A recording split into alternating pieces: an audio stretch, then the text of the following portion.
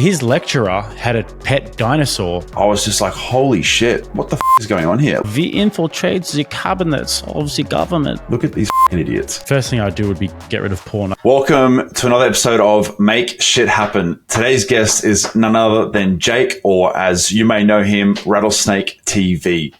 Jake, welcome to the show, man. Thanks for coming on. It's an absolute pleasure. Thank you for having me, Sammy.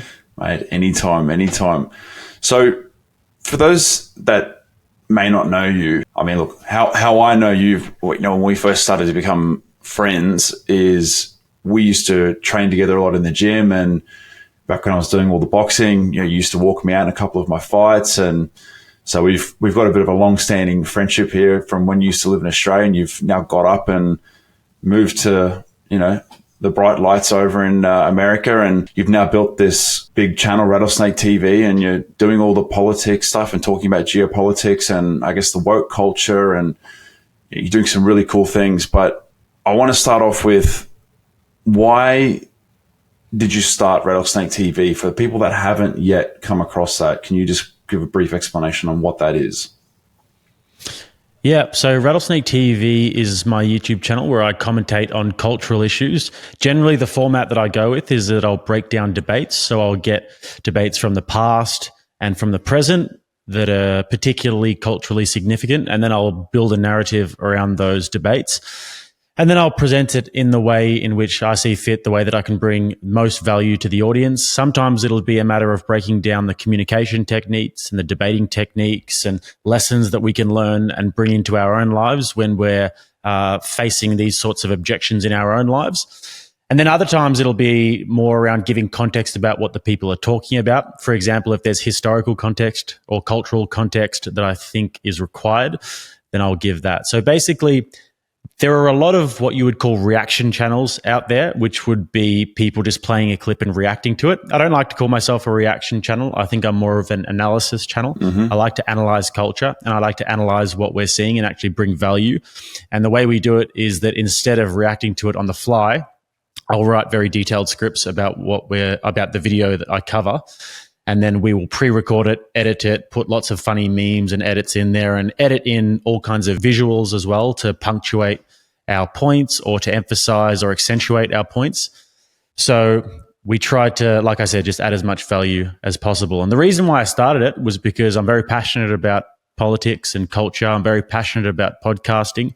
I'm also quite passionate about debates. I've been a bit autistic about this for a few years now, just watching debates on repeat. So when I did get a little bit of traction with this channel, it was almost a cheat code for me because I've got such a massive repository of debates that I was able to just bring out and break down, and debates that people hadn't have covered before and debates that were really, really interesting that I could grab the best moments from, like 3-4 hour long debates, grab the best moments, break them down. And it's been a good ride, man. And now I'm moving more into doing podcasting as well. I've just launched the reality-based podcast with Jake Julius, which I'm really excited about.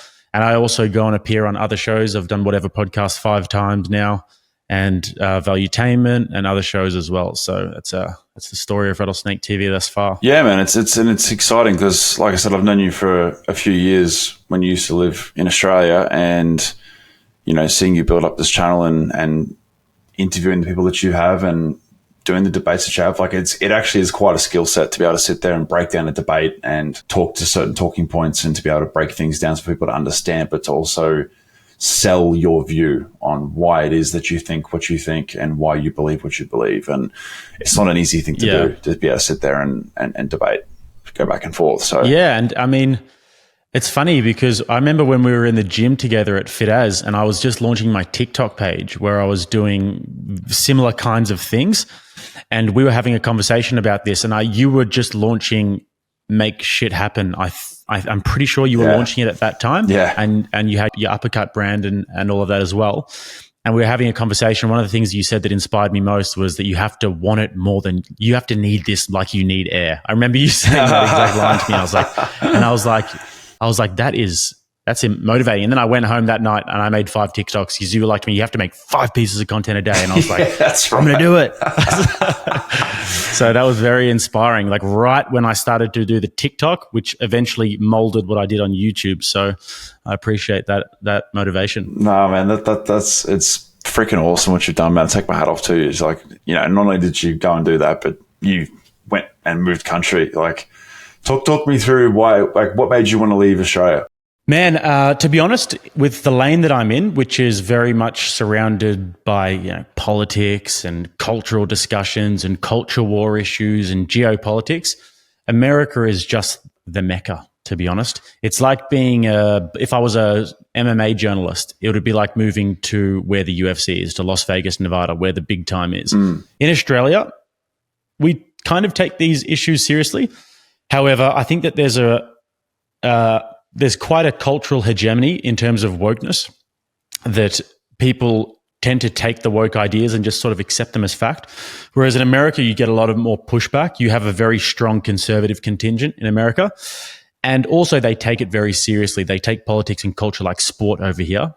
And then furthermore to that, America and its standing in the world stage is very significant, obviously. America's geopolitical relations and America's foreign policy is extremely significant when it comes to the way in which the world works. You look at the Ukraine-Russia war, that's basically a proxy war that America is fighting in Ukraine. You look at the Israel-Palestine war as well. America has a massive, massive role to play in that war. And if it wasn't for America's support for Israel, then that war might not be happening right now. So it's just the heart of everything over here, and I thought that I had to come and get amongst it and test myself with the big boys. Yeah, definitely. And I one thing that was a home truth for me when you were talking about Australia and work culture, and people here just tend to accept things for what they are. When COVID first came out and we were being told about it, about the big outbreak with this new strain of flu that people are apparently dropping dead from, and it's killing a lot of people, and everyone's being told in China to stay home, and they're like bolting their doors shut on the outside, and started to come over here, and the first cases happened, and the next thing you know, they're talking about doing lockdowns and you can't leave your home and all of this.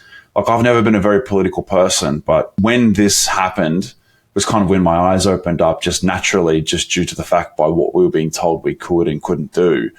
I was just like, holy shit. I was like, what the fuck is going on here? Like, 48 hours ago, I was just going to work, doing my thing, driving a car, going to the gym, having a normal life. And now today I'm being locked up in my house, or being told that I need to stay indoors. And that if I walk around outside, unless it's something that's considered important, I might be locked up and thrown in a jail just because I'm not inside my home. And then went from that to shoving a vaccine down your throat that, hey, even though it's your body, you don't really get a choice.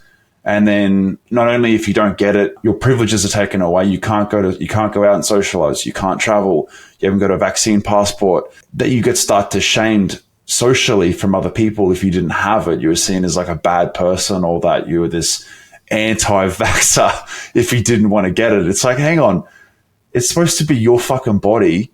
You can put in it whatever you fucking want, and it's no one else's choice. But even that was starting to get skewed, and even that was starting to be a bit of a pivotal point where, again, they were trying to make it to the point where you didn't have a choice. Yes, you had a choice, but if you didn't say yes and if you didn't get the vaccine, you couldn't go and do normal things. And that to me is what fucking blew my mind. And I started saying, hang on, this is not right. Like, since when has the government given two shits about our health to the point where they're trying to force us to go get vaccinated because of some deadly flu strain that people are dropping dead on the streets from, which I never saw? And that's when I started to get, and yeah, me neither. And this is when I started to get political about these things, and about, you know, freedom of speech and general freedom as a human being to be able to go and do just everyday things. And, you know, you look at Melbourne, they spent over a year locked down in their homes. Like, I'm lucky that in Brisbane that wasn't the case, but just it was just mind-boggling at the fact that the government pushed so hard for this, and Australian people just basically bent over and just took it. And for me, that's when I started to care about politics and all of this. Beforehand, not so much. But as you said, in Australia, it's a kind of under the blanket thing here. Like, not many people take much pride in pushing their political agenda, or talking about their political views even. Whereas, as you clearly say, in America, it's like a sport over there. It's the complete opposite. Yeah, and it's a contact sport as well, which is the best part about it. In Australia, you can't really have these robust conversations. Like, just one example, I remember on the Q&A program when the Russia-Ukraine war broke out, that's meant to be like the bastion of free speech. That's meant to be the sort of last vestige of free speech in Australia, where people get together and they discuss political ideas. But there was one guy who stood up and said, and gave the pro-Russian side of things. And he wasn't necessarily too sort of verbose about it, but he was just giving the pro-Russian side of the argument. And they kicked him out of Q&A for having that opinion because they were so grossly offended by it. And then a few years later, everyone kind of realizes that he was actually on the money. But this is the story of Australia. And during COVID, we saw just how badly people were vilified. If you went against the narrative, if you went against what you might want to call the cultural hegemony, that was anti-vaxxers are stupid, COVID idiots, and they're evil and they don't care about grammar. If you went against that, then you were just, all of those pejoratives that I just named. So I think that there's an element of it in Australia where the government is generally tended to be trusted a little bit more. And that's not necessarily a bad thing, in the sense that Australia is a very good place to live, and it's definitely the lucky country. We weren't really affected that much by the global financial crisis, and we don't really have that much political turmoil. The worst thing we have is the odd affair in Parliament, or we have somebody being ousted from Prime Minister and then some other puppet comes in and takes their place. But we don't have many political scandals that rock the foundations of how you actually live in Australia. Whereas in America and in other countries, they have to be more politically aware because it's more in their face. For example, if you live in Israel, as just one example, there's so much happening around you in terms of the wars that could potentially break out at all times, and in terms of the very nationalist government that's in power, and then you've got the socialist leftist Israelis that want to be in power, that it actually affects the way that you live from day to day. Whereas in Australia, if you were to just not pay any attention to politics, you could pretty easily get away with that and not really reap anything too bad from it. Do you see that being a pro or a negative in such? For Australia? Yeah. I think it's a pro if you just want to live your life and not get involved in politics at all and not get involved in the cultural discussion. However, it will most definitely be a negative if things go down a really bad path. And if COVID were to keep going, it's very obvious that Australia was a puppet state during COVID, and they were a puppet state for the enforcement of the WHO and other organizations. And, during that time, the Australian government, or Dan Andrews in Victoria, where I was for a little while anyway, was after this COVID zero, an absolute fantasy of getting 0 cases of COVID and having the flu basically just completely wiped out of the country. It was a total and utter fantasy. And the amount of damage that has happened to businesses and to people's health, for that matter, who couldn't be seen by doctors, etc., and to the morale of many Australians, and to the stability of that state and the economy of that state, the amount of damage that's been done down the line because Dan Andrews wanted to do something that was politically expedient at the time, which was, I'm going to look so good to everyone because everybody's terrified of this COVID stuff. I'm going to try to get us down to COVID zero, get myself elected again, make myself look good, and then whatever happens down the line, future's problem. So if that were to happen at a bigger scale and Australians were apathetic to the issue, then that would be a massive, massive problem. So it's good in the sense that we don't have to worry about things too much as Australians, but it's bad in the sense that if it were to come to an extreme, then people would have to get smart quick. Yeah, and I think that with Australia, one thing I've noticed too, whether it's tech companies, politics, whatever it is, we are generally a bit behind here. And whether it's information, technology, products, whatever it is, there's definitely a bit of lag time here in Australia, which is both a pro and a con in the sense of, like you said, we're definitely a lucky country. We do get it very, very good here in terms of lifestyle and not having to worry about, too many things. And we don't have to worry about walking down the road and having some madman walking out of the house with a gun and getting shot, which, in the States is like an every other day kind of type thing that you see on the media. With Western culture, and I want to get into this a little bit because I think one of your bigger videos that I see online that definitely got a lot of attention was when you were interviewing those young girls, talking about their ideology on how they identified as a wolf. Did I get that correct? As a wolf. Yeah, she identified as a dog, and when I asked her if she thinks that she's an actual dog, she said wolf. Yes, so there's a little bit of identity delusion happening there. And look, going back to being here in Australia, like this is not something that you come across very often or see in just an everyday life. But what's it like in America in terms of that ideology and people that are walking around in the streets talking and speaking in that way? Like, is that something that is starting to become a lot more common over there?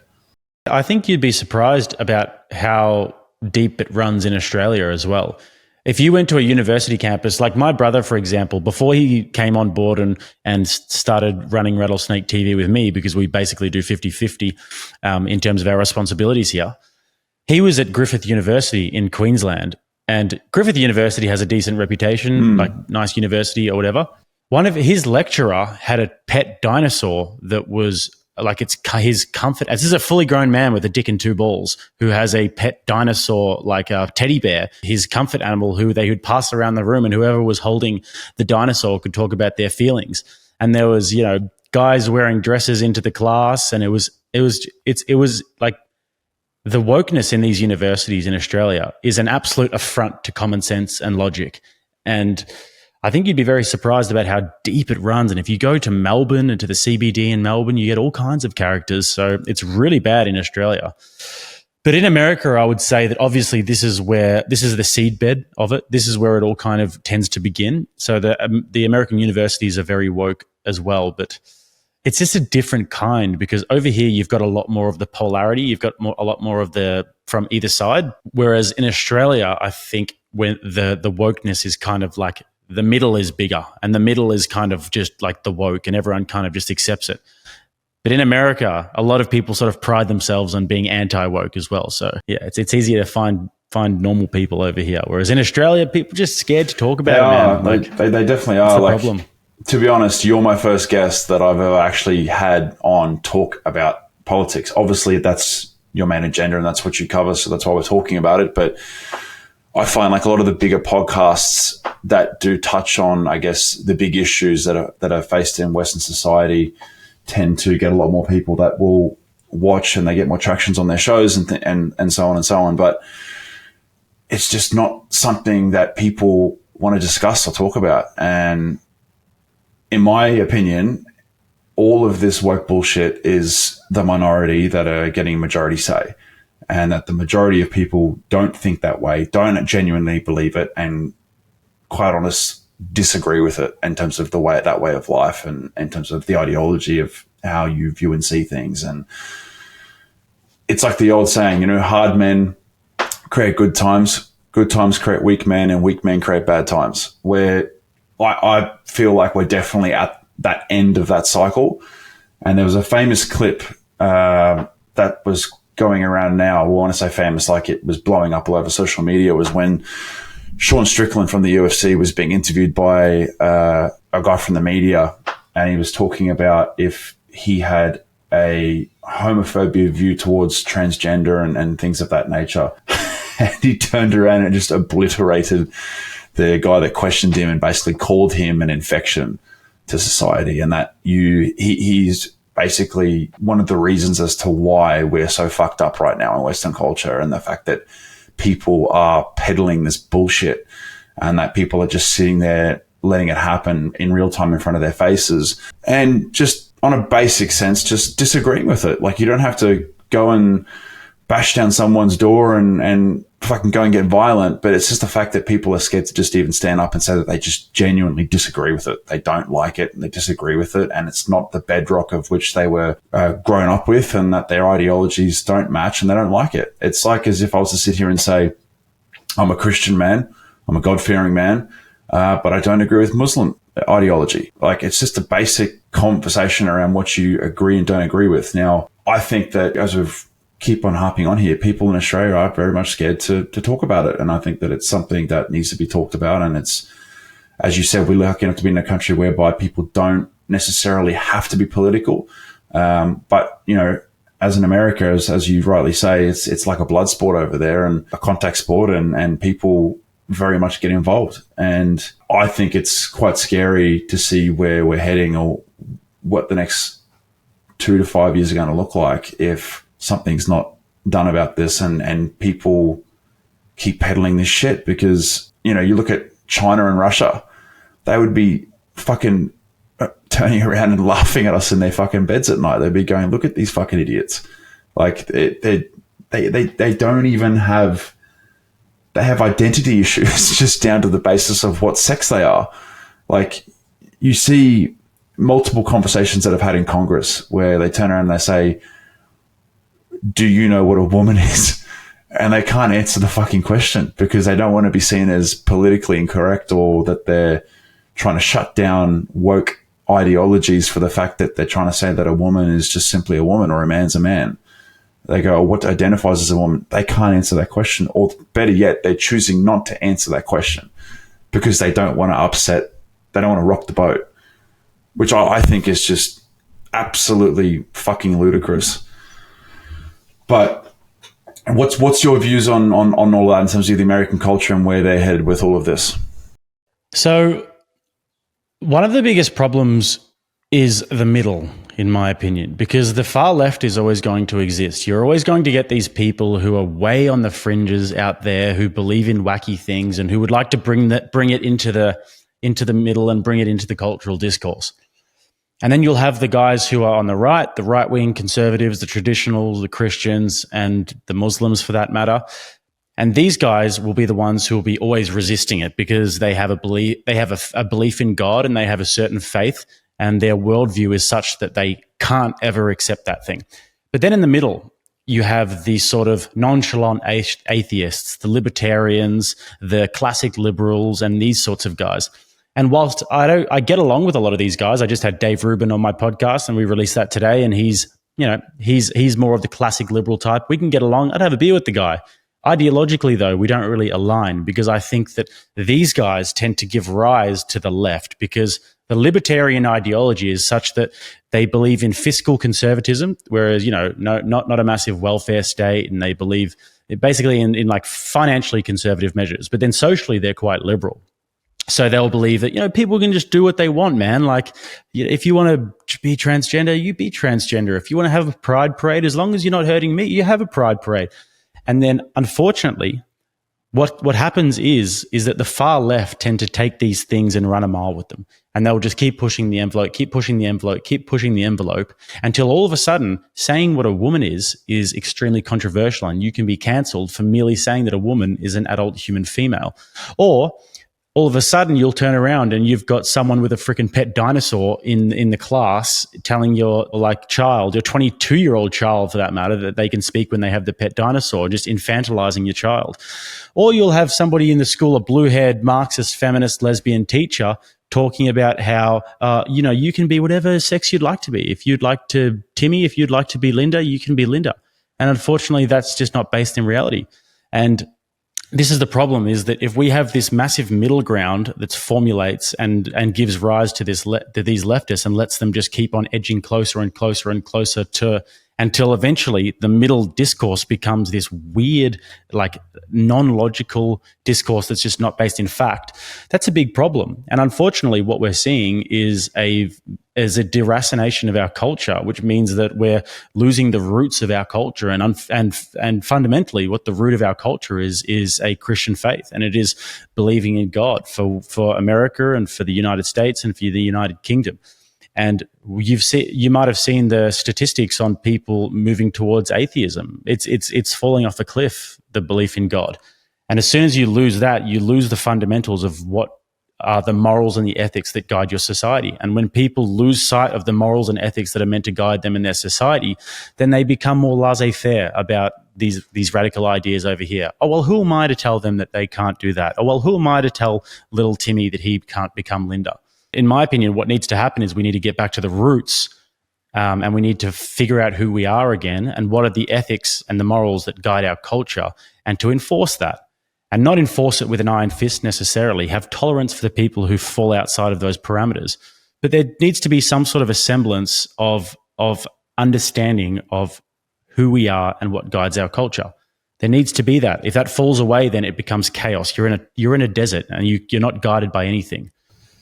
So that's what I'd say about that. I think that one of the interesting things you just said is religion's falling off a cliff now. Like, America is supposed to be a Christian country. You know, Australia, for the most part, is Christianity is what's pushed in the education system and in the schools.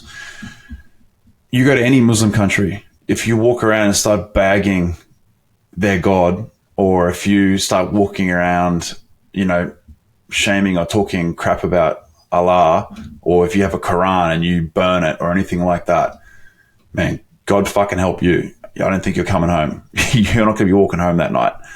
There's repercussions for messing with their religion. And, you know, I've got mates that live in Arab countries, and they talk about how, like, you know, when you walk around the country, when you walk around the city, you can feel the religion in that place. Like, you know that people in there push, and their whole life is centered around their God or around their faith.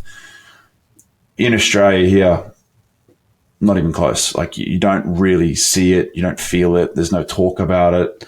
Yeah, there's not even any cultural enforcement. That's the thing. Like, in the Islamic countries, I probably wouldn't go as far as the Taliban. I think that's a little bit too far. However, I would like to see a cultural enforcement of these ideas. There needs to be some sort of level of shame that's attributed to falling so far out of the parameters.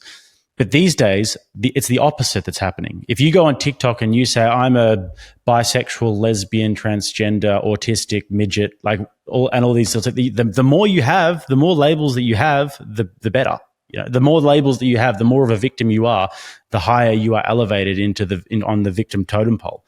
And that's backwards. You should be proud of saying, you know, I've got an IQ of X, and I can lift this much weights as a man, and, you know, I've made this much money this year, and I have this great social circle, and I'm a leader of this many men in my community. That is what should be enforced as the cultural norm and as the standard and the benchmark that people should be going towards. And also, just in terms of like faith as well, that should be culturally enforced, that you don't blaspheme God, and that there are these certain morals and ethics, and that it's odd and it's not acceptable if we don't at least strive towards that. Do you know what I mean? Like, for example, all of the degeneracy that we see at the moment, all of the promiscuity and all of these things that we see, like whatever podcast, when I go on there, it's like they've never had any pushback for that. They think, yeah, no, I've slept with, you know, 100 men, and, you know, and that makes me a powerful queen. Well, no, there should be some shame. There should be some shame attached to that, because, you know, you've lost your chastity at that stage, and you've lost your value as a young woman. And there's no shame. Why, attached Jake? to that. Why? So these things should be culturally what's wrong enforced. with a woman sleeping with 100 men? Well, I think that there's a laundry list of things that's wrong with a woman sleeping with 100 men. But I mean, just on a statistical basis, the more men that a woman sleeps with, the lower her chances of having a successful marriage. And this is borne out by the statistics. Women with a higher body count have a much higher divorce rate. And also, as much as they want to deny it, just on like a more of a metaphysical level, when a woman sleeps with lots of men, it damages her soul. Like, if you meet a woman who's very highly promiscuous and you have a conversation, you look into her eyes, there's a vacancy there, and we can all try and dance around it and say and ifs and buts and maybes. But I've met a lot of these women through some of the podcasts that I've done, etc. And when you meet one of them, and then you meet a woman who has chastity and is a virgin and is more unsullied by the sort of corruption and the dirtiness of the world, it's night and day. It's totally night and day. So, yeah, it's interesting because, you know, you look at the dating culture now. Like, for instance, here, like, everyone that I talk to, close friends or people that I know, I would say 70% of people are meeting people now through apps or dating apps, to be more specific, not so much Instagram, even though I'd argue Instagram is the number one dating app in the world, but everyone is meeting through dating apps. And I just shake my head and go, what? What do you mean you met on a fucking dating app? I'm like, what's wrong with you? Just go outside, go to a fucking bar, go to a restaurant, go and talk to somebody, go have a normal conversation. Why you got to hide behind a screen for it to go and have a conversation with someone? But again, this disconnection that we're having between, old school way of life versus modern society now the gaps is getting bigger and bigger and bigger and bigger, and people aren't wanting to go outside as much. People aren't wanting to socialize as much. Anxiety is higher than it's ever been. Depression is higher than it's ever been. Just literally 2 days ago, this is no bullshit, just 2 days ago, in my building, a guy that lives on my floor, a few doors down from me, is going through some relationship issues.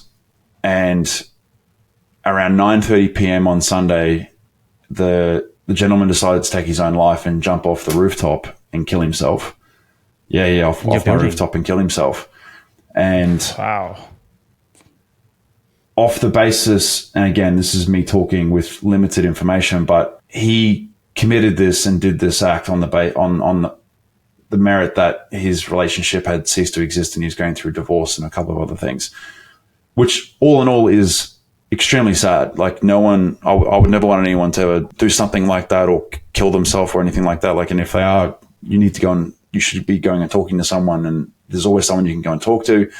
But again, man, I might get shunned for saying this, but I just think that the mentality of the general public, and again, this is me speaking without not knowing people's issues or what's going on in their life. People are just so fucking weak right now. And again, I would never want anyone to go and hurt themselves or commit suicide or anything like that, but I just think that people are so easy to just throw in the towel these days, regardless of what they're going through, rather than go and get some help or, go and get a coach, go and get a mentor. People these days, I find, are just so quick to throw in the towel and not sort through their issues or deal with their problems. They just want to escape from it. That's why I just said, depression, anxiety, these mental health issues are the highest that they've ever been.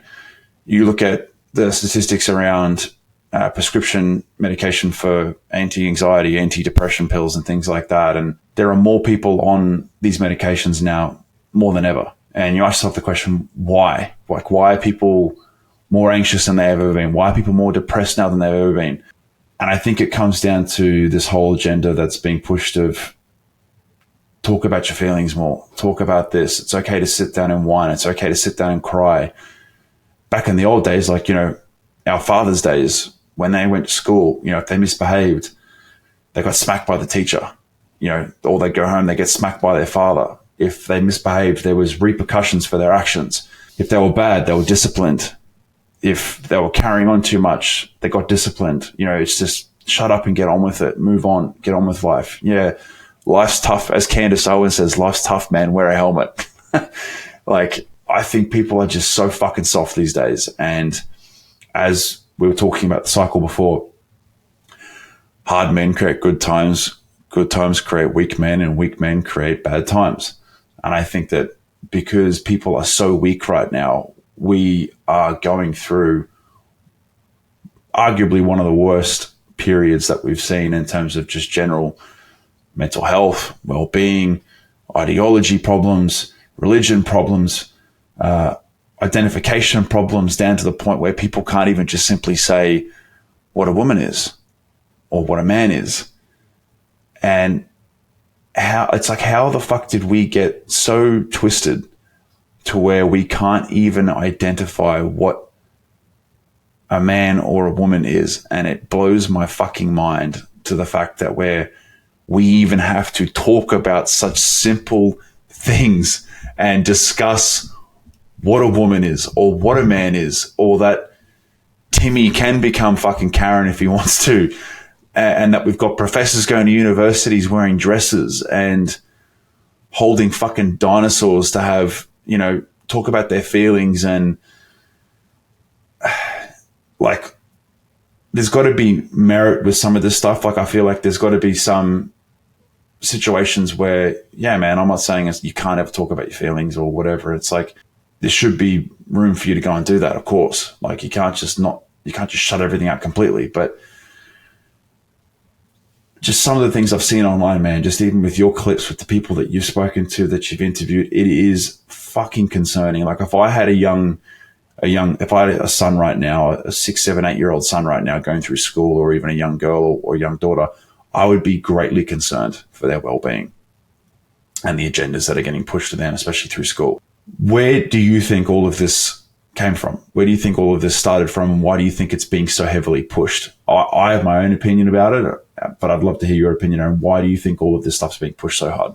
Well, I mean, you can draw a direct straight line, and there's a lineage of ideas from where this has come from. You've got obviously Marxism, which is late 19th century with Karl Marx, and then through the 20th century, you had many Marxist revolutions throughout the world. You had the Russian Revolution, for example, and then around that time of like the late up post World War I, there was various different revolutions that happened.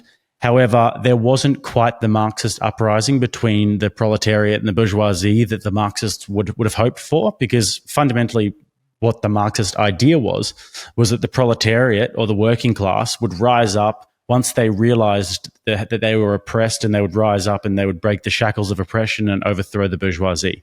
That never happened. So what happened was there was a group of men who joined what was now known as the Frankfurt School. And it was a group of intellectuals in Germany and Austria and a few other various places got together, and they started to figure out why the proletariat revolution never happened. And from that, they gathered that instead of an economic revolution, instead of it being the working class who overthrew the bourgeoisie capitalist class, it would actually be something resembling more of a cultural revolution that needed to take place. So instead of focusing on economics, they started to focus on culture. They started to focus on things like faith and like family, for example, and the cultural institutions. So there's that happened. And then a number of these gentlemen, such as Herbert Marcuse, then went into the American education system, and then they commandeered the classrooms in America. I think Marcuse went to Columbia University and started teaching these ideas of what we now know as cultural Marxism. So in Marxism, but not economics, but culture, like I explained, in the American education system. You've also got other individuals like Paulo Freire in the 90s wrote a book called The Pedagogy of the Oppressed. And then, so there was all these ideas formulated, and then it eventually sort of spiraled into more of a cultural movement rather than economic movement. And that's what, if we ever hear the term cultural Marxism, that's where it comes from.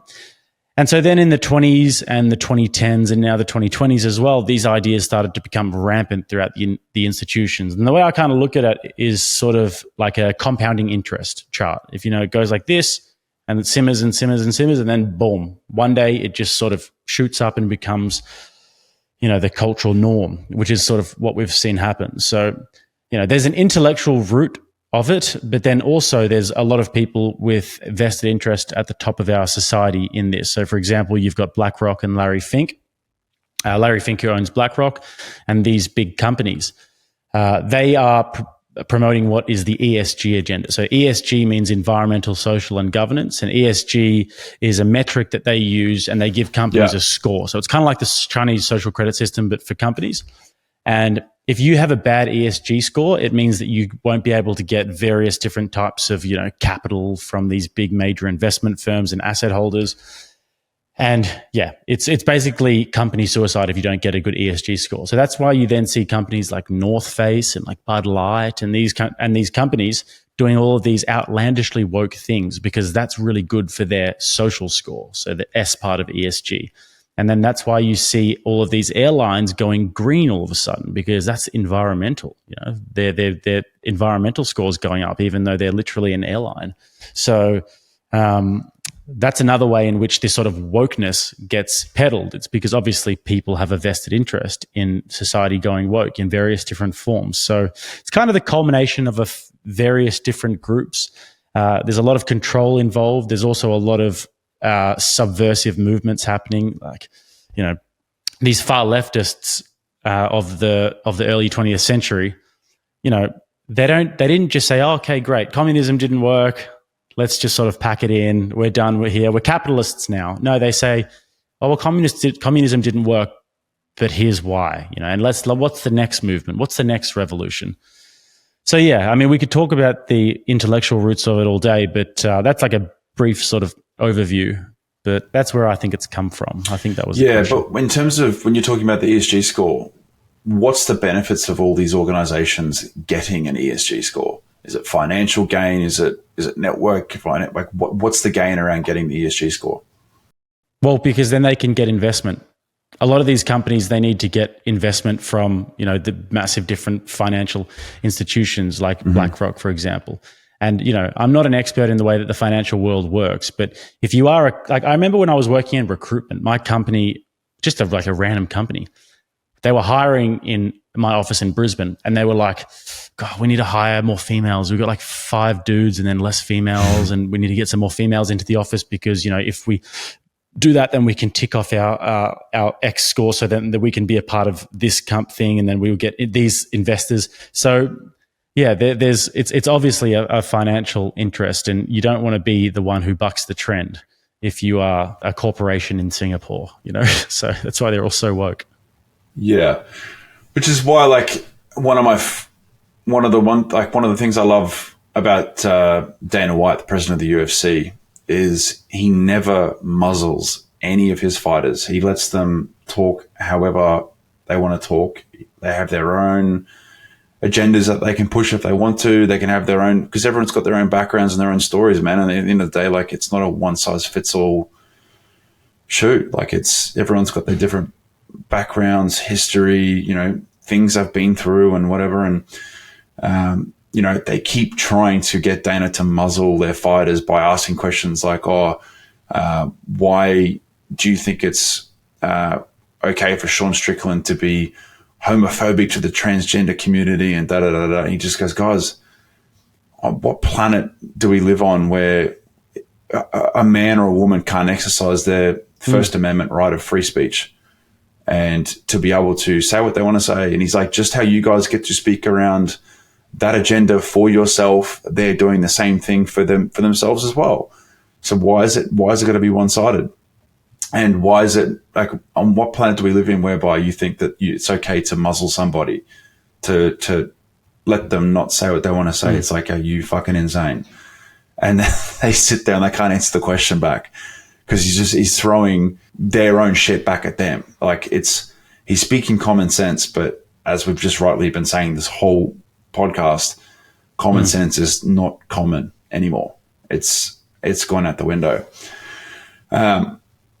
One interesting thing that I've been following lately is the World Economic Forum with Klaus Schwab. Yeah. Have you looked into him much? Yeah, plenty. Yeah. I was watching this video. I can't remember who was doing the take on it. And they were talking about the agenda of you will own nothing and be happy. And I did a little bit of research on that, and I was like, oh, that's interesting. You will own nothing and be happy. I'm like, what is the agenda here? And you look at the guys like BlackRock and all of that who own majority of, let's just say, property in the world, or let's just say in America, and most major corporations and companies that BlackRock own, and they have majority say in a lot of them, they're buying up as much assets as they can, and they're trying to push the agenda of that people don't need to own, material things, properties, things like that, because at the end of the day, they can be happy with nothing. And then I went and did some more research, and these guys are pushing the agenda of how Western society, or the world as we know it, is going to run out of meat at some point, and that we need to start looking for alternative solutions for protein for ourselves. And they're talking about ingesting insects as their source of protein. And I was like, this has got to be some sort of fucking joke, surely. And I went back and read the article, and these guys are seriously fucking pushing it. And I was like, this is fucking insane. I'm like, are they just trying to keep all the 9+ steaks for themselves? Wanting us fucking communists to go down and eat insects now moving forward. And I was blown away by it. I was like, this surely can't be fucking real.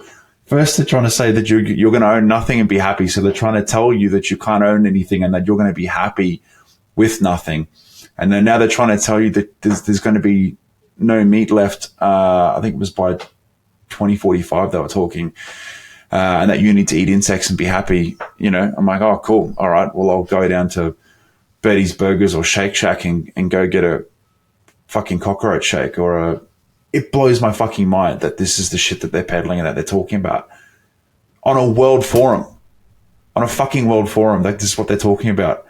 What's your take on all this madness? Well, I mean, it's a particularly sinister agenda, and it's masqueraded by the climate change agenda. They all say that they're wanting to, save the planet, Sam.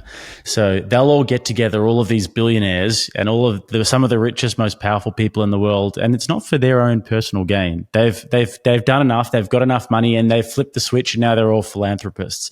And now what they want to do is save the planet. Okay, so there's the premise. There's the really super believable premise of it, that they're all getting together to save. It's not about control. It's about the planet, of course. People like Leonardo DiCaprio, etc. And yeah, they do have an agenda that is extremely sinister, and it's all cloaked behind this idea of climate change and saving the planet. And if you look at for example, cheap energy is one of the most important things that we can possibly supply to the developing world. If you look at the GDP of Africa, for example, from the year 2000 to the year 2015, the GDPs in these countries were rising such that the world rate of abject poverty, which is below $1 a day, that's the standard of abject poverty, halved. So that means the people who are in poverty in the whole world halved in 15 years. It's such a miraculous development that we should all just be dancing in the streets about it, but we don't really hear about it. So the reason why that is because these economies were able to grow due to the expansion of the energy industry and the fact that we could supply these, African countries in need with cheap energy. And people were able to get more infrastructure into the country, and they were able to develop their economies, and they were able to supply people with clean drinking water, and the infant mortality rate was going down exponentially. So this is all very positive. And then crops up the World Economic Forum. I mean, they've been around. They were formed in 1971 by Klaus Schwab, and there's a lot of nefarious ties there. Let's go back a little bit to the formation of it. So what the World Economic Forum is essentially a get-together between the financial elites of the world. They were formed in 1971 by Klaus Schwab. Around about the same time, there was this, what we would call a neo-Malthusian agenda sort of resurfacing. So what Malthusianism is Malthusianism is an old philosophy by a man named Thomas Malthus. And the idea of the philosophy is that resources are sort of linear. Resources sort of go down, and that population rises linearly, right? So the chart goes like this. As the resources of the world kind of go down, oil, more food production, etc., the population goes up. So there reaches like an inflection point whereby the population of the world outgrows the resources that we have. And this is back like hundreds of years ago that he came up with this. And then it kind of makes sense, though, when you think about it, right? Like back then, it would make sense because, the resources are going down, the people are going up, there's going to be that inflection point. But then the agricultural revolution happened, modern science happened, modern medicine happened, and all of a sudden, we can now get a lot more farming done in a lot smaller spaces. And there's lots of reasons for this. One of the reasons being nitrogen fertilizer, for example, means that it's a really efficient form of fertilizer, and we can farm things in smaller spaces, and it's a great invention. So then what happened in the 1970s was there was a new wave of this Malthusian ideology where they thought that the population was going to explode to the point where we weren't going to have enough resources for the world. And there was a book called The Population Bomb by Paul Ehrlich, I think his name is, that was published where they said the population is just going to explode, we're not going to have enough resources, etc. And you had another group called the Club of Rome, which is another nefarious characters involved in the Club of Rome that was similar to the World Economic Forum, in the same sort of ilk as the World Economic Forum that sprang up at that time. And basically these groups were all like sort of peddling this sort of new Malthusian ideology. And so now it's gotten to the point where they've been proven wrong time and time again. And the GDPs of the developing countries continues to go up. Life quality continues to go up. People are getting richer. People are getting healthier. Life expectancy keeps going up, and they're basically just wrong about absolutely everything. So now they're clutching at climate change, and they're saying, guys, the reason why you need to give us control and the reason why we need to be planning everything from this central place is because of climate change. Hey, maybe we weren't so correct about the population bomb, and maybe we weren't so correct about these other things. But now, we're all going to roast to death because the sun's hot in 12 years. So that's the idea behind it. And basically the reason why we're seeing these massive farmer protests in have you seen any of these, Sammy? Have you seen the farmer protests that are happening in Europe and Canada and these places? Yeah, I've seen some of the short clips of them where they're all driving the tractors down the road, and there's like fucking hundreds and hundreds of them, and they're throwing shit into the government houses and all that sort of stuff. So I have seen it. Yeah, so basically that ties into this. So the reason why they're doing that is because these governments are basically influenced by the World Economic Forum. There's clips out there of Klaus Schwab saying, "We infiltrate the cabinets of the governments." And they've basically got all these politicians who are a part of what's called the Young World Global Leaders Program, which is a World Economic Forum program. Justin Trudeau is a part of it. Jacinda Ardern was a part of it. Angela Merkel was a part of it. You've got Australian politicians as well. Even Vladimir Putin, I think he's sort of gone his own way, but he was a part of it as well. So basically, they have all of these people who have infiltrated the various different cabinets around the world, and they're all implementing the agenda of the World Economic Forum. And the reason why these farmer protests actually tie into this is because the restrictions that these governments, for example, the Dutch and German governments, are putting on their farmers is that they're restricting the type of fertilizer that they can use because of nitrogen pollution. Obviously, climate change, the sun's getting hot. So basically, they're telling these farmers that they can't use nitrogen fertilizer. And if you remember before, I said that nitrogen fertilizer was one of the greatest inventions that we've had of the past few hundred years because it allowed us to farm much more efficiently in smaller spaces. Otherwise, we wouldn't be able to feed the population if we didn't have nitrogen fertilizer. Well, these governments are saying nitrogen actually pollutes the air. So you can't use your nitrogen fertilizer. And if they can't use nitrogen fertilizer, then they just go out of business because it's such an efficient form of fertilizer that without it, they would have to have a lot more land, which they obviously don't have, and it would be much more costly for them. So they're doing that, and then they're taking away subsidies that they had. So there's an attack going on these farmers, and it all stems from this sort of Malthusian ideology that's morphed into this sort of climate change agenda that's happening, and much of it comes from the World Economic Forum. So it's the ties run deep and global. This is a crazy thing. Like the farmers are the bedrock of every country in terms of like that's what feeds the people is the farmers, and if you start fucking with them and taking away their ability to provide to the population, then what damage is that going to cause? Well, the thing is that as well, Sammy, like you mentioned before, that they're buying up a lot of the farmland. Bill Gates, who is also a member of the World Economic Forum, is the largest private landholder of farmland in the United States. He's just buying up farmland ad nauseum. Farmers, yes, they supply us with food, but also farmers are the last line of resistance. Because if all else went down, you'd have all of these red-pilled based farmers out on their big blocks of land that they own, that they tend to, that they basically they have a fundamental understanding of how the world works, like a grassroots understanding of how the world works.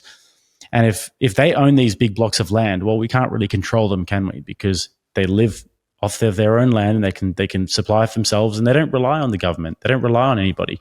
So probably best off if you were somebody, hypothetically, who did want to have a large amount of control, you'd want to get rid of those guys because they're too independent and they have no need for you. That's very true. That's very true. I think, yeah, like without getting too deep into it, but at the same time, the world's in absolute fucking shambles right now. Like, I know we've spoken about it off air, but we were talking about the whole Gaza situation before, and you were talking about how you've just been embedded in looking into the history behind it, historical events, and in terms of what a lot of people are labeling as genocide in some ways that's occurring right now. What's your take on that whole situation? Oh man, that is the most complicated question I'll get asked this year, I think. It's very, very complicated. Yeah, no, it's unbelievably complicated, because the history of the Zionist movement is one that obviously has its pitfalls. There's quite a lot of questionable things that have gone on there. However, there is a massive threat coming from that border for those guys, because Hamas obviously is an organization that would destroy them if they could, and they're surrounded by a lot of countries who aren't exactly very friendly towards Israel. But in a way, you can't really blame them for being unfriendly towards Israel for the history of things. And if I took you through it, I'd have to be sitting here for an hour and just explain to you the whole history of Zionism from the inception of it with Theodor Herzl in 1897. And then how they sort of slowly started to move in what was Palestine, what was then Palestine, and how they slowly started to take over farm by farm and little bit of land by little bit of land, and all of the conflicts that then ensued, and the reason why the Arabs got stitched up by the English and the French. It's a very complicated situation, but I would say I kind of do see both sides in the situation. I don't tend to get too ideological about it when I commentate on my channel. I tend to give a little bit of the history lesson, but I'm not going to sit here and basically say it's a genocide and we have to, like a lot of people will. Although I do understand that point of view, why some people would think it's technically a genocide. However, it's a very complicated one. It's a very complicated one. The question would probably have to be a little bit more specific for me to zoom in on anything, So why would you say it's not? Well, because from the Israeli perspective, what they would probably say is that in war, you do have civilian casualties. So if, for example, Mexico was to have, a few hundred cartel members come in tomorrow and start murdering people in Texas, the American government would obviously respond. They would send troops into Mexico to go and weed out the cartel. And if the cartel were building bunkers under schools, and then the Americans were saying, you guys need to get out of here because we want to bomb it, then they would I'm not 100% sure about the sort of global legislation behind this, but there would be some justification for them to actually bomb those places. And as heinous as that sounds, war is obviously a heinous thing. And in the age of social media, we see these things a lot more. However, I think a lot of the issues that people were having with the Israelis is that they're telling people you have to get out of northern Gaza and you have to go south. And then when they start going south, they'll start bombing where they're going, and they'll start bombing the places in which they're going. And then a lot of the complaints from the international community as well is that actually Israel, or the place that we call Israel, is technically occupied territory. Technically, it's an occupation by the standards of the global community. I think there's only a few countries that recognize Israel as an actual country, and most of the world actually recognizes it as an occupation. So it's very complicated, and I can definitely see why people would say that it is a genocide, because there is a very strong argument to be made that what Israel's doing is not actually a retaliation, but it's like somewhat of an ethnic cleansing, which is different to genocide, but it's like an ethnic cleansing where they're trying to wipe the population of Gaza and trying to get rid of that population so that they can then come in and expand their territory. So, would you say religion plays a big part in this? Oh, it's a spiritual warfare, 100%. It's probably 0% political and 100% spiritual warfare. Yeah. And it's crazy, just getting off topic quickly with, when we're saying about stuff we're seeing online on social media, since Elon's taken over X, how, man, the shit I get on my feed is just insane. Like one day I'll see some guy that's jumping up a rooftop and gets hit by a train, and you see the whole thing in real time, or some dude's getting shot, someone's getting stabbed or lit on fire, or it's absolutely fucking crazy what I'm seeing at the moment on X. Have you been seeing this same thing? Yeah, I do. I'm actually pretty new to Twitter, man. Like I've only been using it for maybe 3-6 months or so. I had an account for a while, but I wasn't really using it.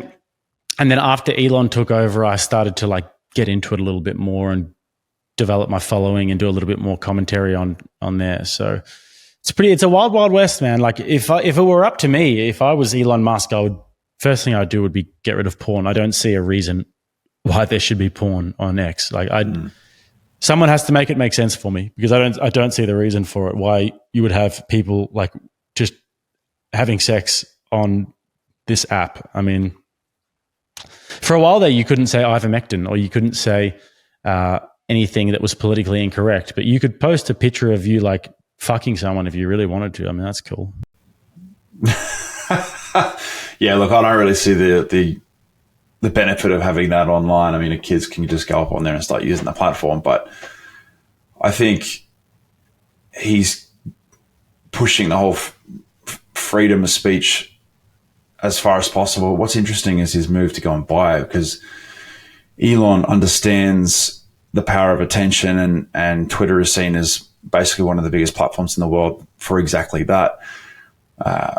I use it a little bit here and there. I don't use it a whole lot, but again, I'm using it because, you know, a lot of my American friends and people that I follow online in America use that app, and Europe and whatnot. But in Australia, not many people use it here, which is, no, not many people. You say that Twitter and people kind of go, oh, okay, people just don't really use it.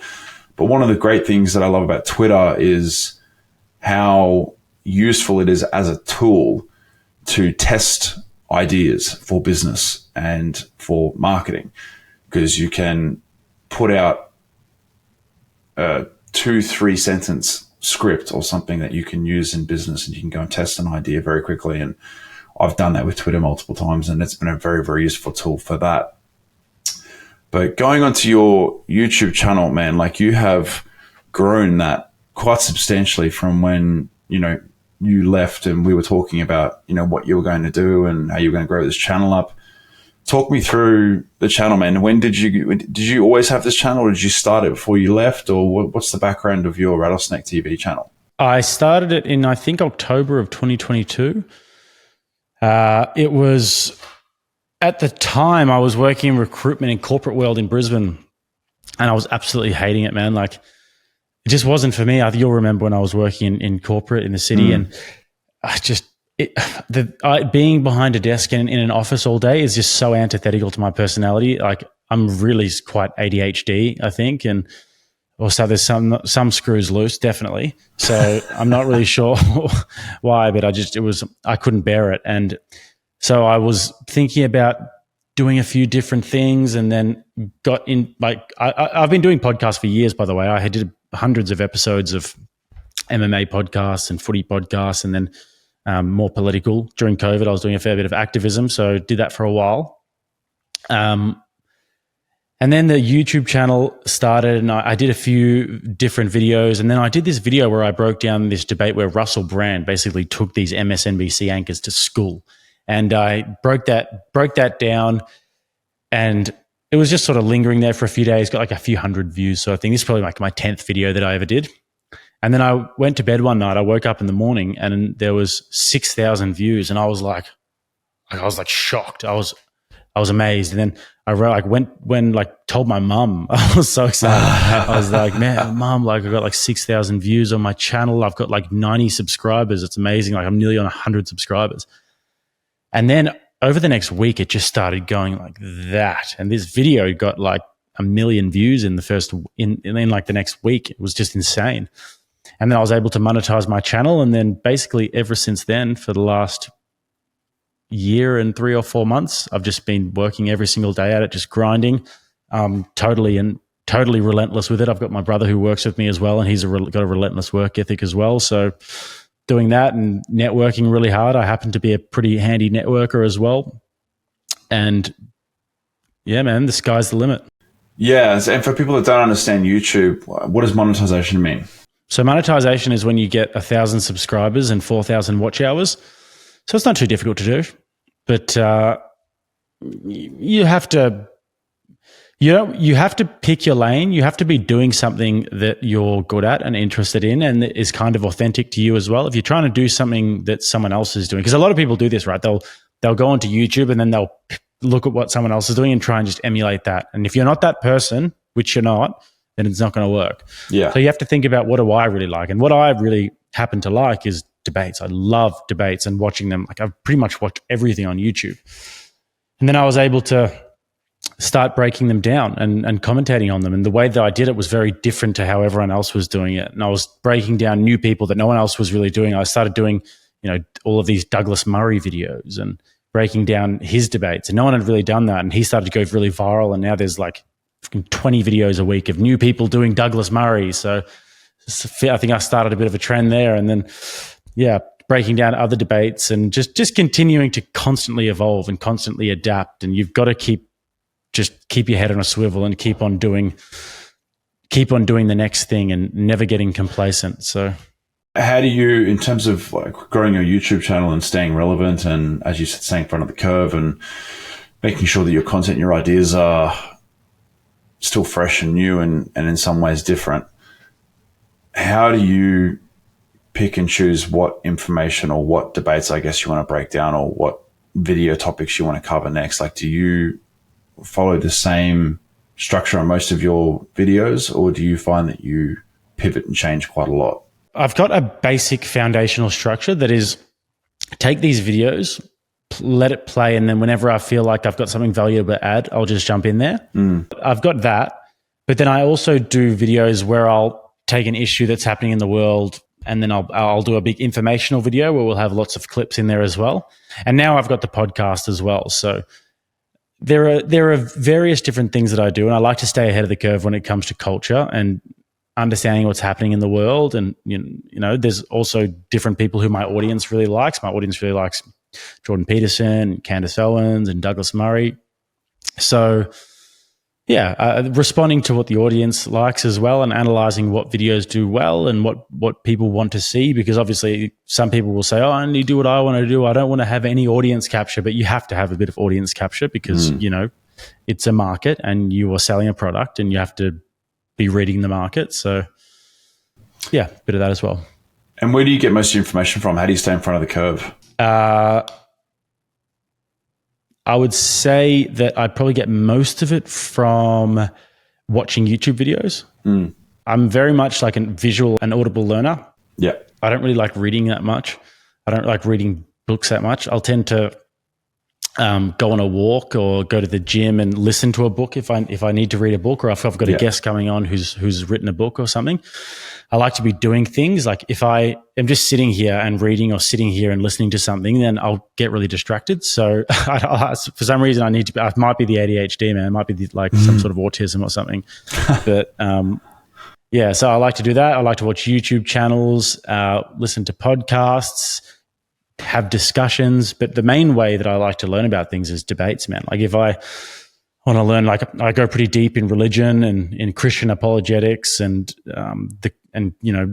Christian apologetics being basically like the arguments for Christianity. And I'll listen to debates between two people, because then you can see which ideas win out. Because if one person's making an argument on a YouTube video and there's no one to push back on the argument, you don't know if it's built on a house of cards or not. Yeah. But if there's two high-level interlocutors and one of them is making a point that the other one can't necessarily defeat, then you know that that's a really good point and you want to look further into that. So that's probably the main thing that I like to do to learn. Yeah, it's interesting. I feel like I've been using YouTube heavily for the past 3-4 years. And now, to be honest, if I really want to see what's going on in the world, and a lot of people might be shocked by this, but if I want to see what's going on in the world, like just the world in general, but more so in my world that I'm interested in, I will just go on YouTube and look at the most current videos that are trending and that are going up. Like if I'm looking at Candace Owen interviews or Andrew Tate interviews or political interviews or whatever it is, or even if it's just about general marketing and business, I generally find that is one of the better, or if not the best search engine that I can go and look at for information. But the one thing that is scary about YouTube that I have seen multiple times is people that do speak far right or anti-work or anti-this, whatever the mainstream agenda is. Brian Rose, as I mentioned on my last episode, he had his podcast that was top 5 in the world at one point, and his YouTube channel was where most of his viewership came from, because a lot of these big podcasts, a lot of their viewership does come from YouTube.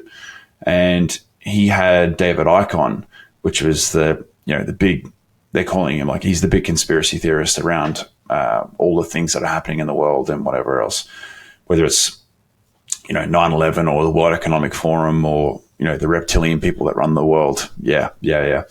And once he had him on the show, and it blew up, and he had over 1 million people live watching this episode.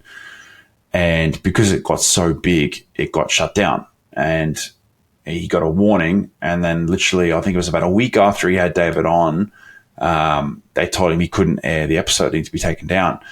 And he fought it, and they said, no, you need to take the episode down. And if you don't take it down, basically we will shut your channel down. And Brian was like, guys, this is free. Like, this is supposed to be freedom of speech here. Like, we're supposed to be able to talk about these things. Nope. Episode's going to be taken off. He didn't want to do it. So he aired it on his website instead, and he had to basically create his own platform to air his episodes on moving forward. But his whole channel was demonetized and basically taken down. And so it is quite scary, because for me personally, like, I don't consider myself a Brian Rose or a David Icke, but I do consider myself a podcaster that likes to interview people, to have discussions about any topic I choose, and have whatever viewpoint I may have. I don't push my agendas, but I do believe what I believe, and I think that my guests should be able to talk about what they want to talk about and push whatever agenda that they believe in. And that's just, as you said, this is like almost like a informal debate where we're talking about topics and ideas and why we think what we think and why certain things are happening in the world. And if God forbid I get lucky enough that, this show blows up and I start to get a real platform for this show, if that then starts to get censored and things like that, it then becomes a question of, well, I've just spent 2, 3, 4, 5 years building this up. And now that it's got some serious viewership behind it and people are watching my episodes, now all of a sudden I have to be careful around what I'm saying and who I'm having on. And that then defeats the whole purpose of the show to begin with. The Tucker Carlson show, he just interviewed the Russian president, Vladimir Putin, and he was facing possible sanctions just for having to go there and do the show and interview Vladimir Putin. And he came back and he did this video and he just said, guys, this is absolute fucking lunacy. He's like, I'm a good Christian, God-fearing man. I pay my taxes like everybody else. I contribute to society. I don't commit crime. I don't push hate speech. I don't do any of this. And now you're acting like I'm part of some terrorism organization potentially that is going and interviewing Vladimir Putin, the president of Russia, and all of this. And I was just like, holy shit, here we go again. He's another example of, if you push or go too far with certain things, or if you interview certain people, you'll just get shut down, or better yet, they will try and shut you down. But obviously Tucker is, in my opinion, leading the charge in terms of this space of interviewship and interviewing people and having debates and talking about things. And we saw the Tates as like one of those strikes for him. And now Vladimir Putin was like a very, very big warning for him in terms of, we don't want you to go and do this. We don't want you to go over there. And he was almost seen as like a flight risk for the States for going over there and interviewing him. How do you view all of that? Yeah, it's a big risk. It's a big risk. And obviously you do have to be careful about what you say. I feel like YouTube's gotten a little bit better with it over the past maybe year or two, maybe just the year, ever since the rise of Rumble, because they have a direct competitor now. The problem is, when you have a monopoly like YouTube had, then they can do whatever they want. But now you have Rumble, and you also have X, where people are streaming their content. So X is looking to rival YouTube, in my opinion, and I think that in the future they actually might do that. Rumble is pretty good as well. I know the guys in Rumble, like the company. They're in Miami and they're really awesome people, and I enjoy them a lot. So Rumble's once they get their infrastructure better, they'll be a competitor. And then I do believe that X is going to continue to grow their own video infrastructure as well. So now that YouTube doesn't have such a monopoly, I feel like they know that they have to be competitive, and one of the ways that they have to be competitive is to not censor people so much. They don't want all of the biggest creators who say anything edgy going to X or going to Rumble and getting big deals over there. So that's one thing, but it is certainly a problem in terms of censorship. But I do hope that the market continues to correct it, and there are other alternatives that continue to pop up and alternatives that people want to use, like Rumble, who can correct that if there is an unruly monopoly like YouTube. Yeah, like I don't think censorship should be seen as a bad thing. Like I believe there is a place for it, and that there is certain things that I believe should be censored. Like we're talking about pornography, like there's just no need for it to be on there. There's no benefit for that. There's platforms for those types of things. But for, I do believe censorship has a place, but at the same time, it can very easily be taken advantage of and pushed and swayed in certain ways for certain agendas and certain people if they choose to do so. So I do think Rumble and X ultimately will be a good thing in the future. And I hope that Rumble especially do grow and become a lot bigger because I'm a big believer in Rumble, and I think Rumble is a good platform. But as you said, YouTube does have a very large monopoly on their industry as it is right now.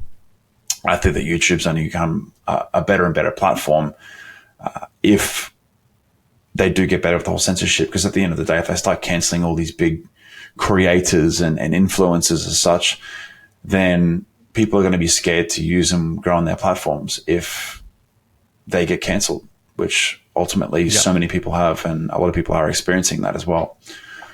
But Jake, with your show and RattleSnake TV, what is your hopes for it, and what does the next 1 to 2 years look like for you, and what are you trying to achieve with this? Well, I'd like to turn this into a 1 million+ subscriber channel. Hopefully by the end of the year would be great, but that's pretty ambitious. We'll see how that goes.